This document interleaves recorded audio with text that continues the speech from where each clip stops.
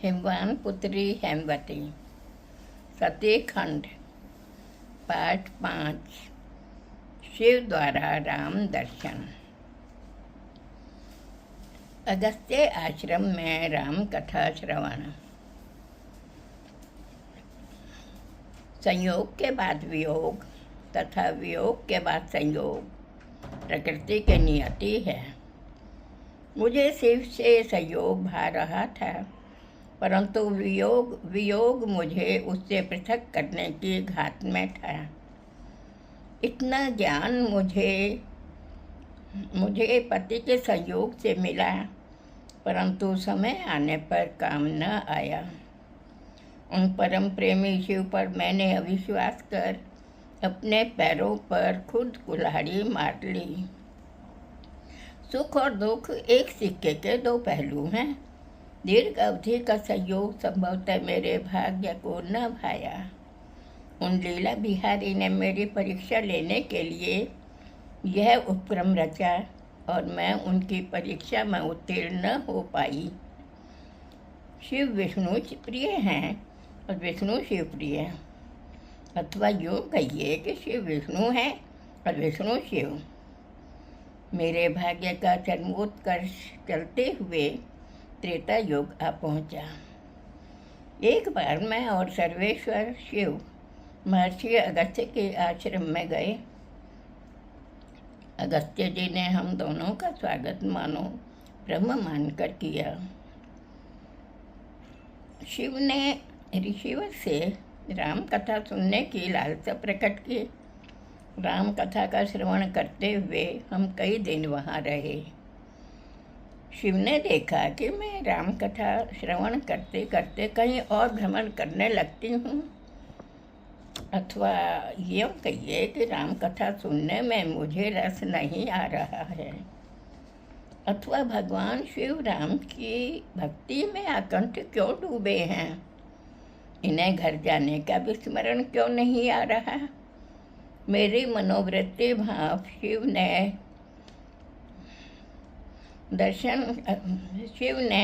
ऋषि अगस्त्य को से विदा मांगी। अचानक विदा मांगते देख ऋषिवर आश्चर्यचकित हो गए। संभवतः वे भी सोच रहे हों कि भक्ति विषय कथा श्रवण करते करते शिव इतना शीघ्र क्यों जा रहे हैं, अथवा या तो शिव राम के दर्शन करने को उत्कंठित हैं या इनका अंतिम पड़ाव कहीं और होगा। यह विचार कर उन्होंने हमें जाने की अनुमति दे दी।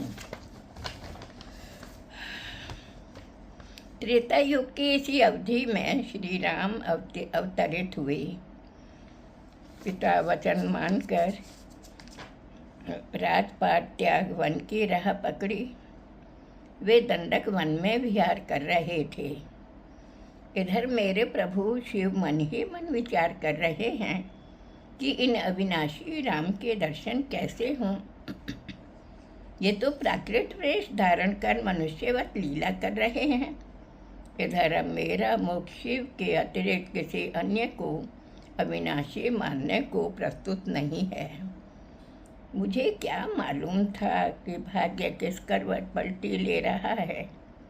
मैं मेरे पति चारों ओर ललचाए लोचनों से इधर उधर देख रहे हैं। मैं देख रही हूँ कि ये व्यथित से हैं। मैं सोच रही थी कि उस दंडकारण्य मार्ग से ही हम कैलाश की ओर क्यों जा रहे हैं। इधर मेरे प्रभु का मन यह स्वीकार करने को तैयार नहीं कि इतने निकट होने पर भी मैं अपने इष्ट के दर्शन न कर सकूं। केवल हरि ही जानती हैं कि हरि क्यों अपने ऐश्वर्य को छिपाकर यहाँ भटक रहे हैं। यह तो मुझे बाद में ही पता चला कि अत्याचारी राक्षस रावण की मृत्यु मनुष्य के हाथ से होगी। ब्रह्मा ने यही वर उन्हें दिया है। अतः मेरे प्रभु के प्रभु मनुष्य की नाई यहाँ विचरण कर रहे हैं। इधर मेरे लीला बिहारी अपने लीला बिहारी की लीला देखने को उत्सुक हैं। और मैं शंकर की बात का मर्म समझ नहीं पा रही हूँ, जान नहीं पा रही हूँ। इधर मन और नेत्रों को दर्शन का लालच और उधर प्रभु के ऐश्वर्य के खुलने का भय। मेरे पति सोचते हैं यदि दर्शन नहीं किया तो पछतावा रह जाएगा। मेरे पति इस सोच विचार में आगे बढ़ रहे हैं। इसी मध्य दक्षेश रावण ने मारीच को साथ लेकर कपट चाल से सीता का हरण किया। स्वर्ण मृग मारीच का वध कर प्रभु हरि अपने कुटी में लौटे और वहाँ सीता को न देखकर व्याकुल हो गए।